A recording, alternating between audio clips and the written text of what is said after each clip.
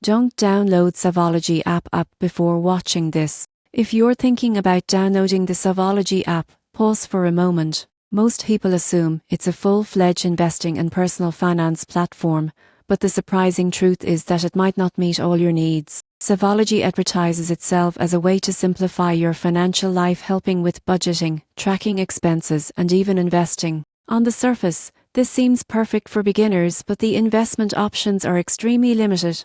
You won't find access to individual stocks, ETFs, or more advanced trading tools. Instead, you're largely restricted to preset portfolios, which can feel restrictive if you want more control over your money. Fees are another area where users often get caught off guard. While the app offers a free tier, premium features including personalized financial advice and portfolio recommendations come with a monthly subscription. Over time, these costs can eat into your returns, especially if your portfolio grows slowly. Small recurring charges may seem harmless, but they add up. Security-wise, Savology uses standard encryption and is regulated, so your data and funds are safe. However, automated portfolios cannot protect you from market downturns. Your investments can lose value, and relying on automation alone doesn't guarantee growth. The app does make financial tracking easy.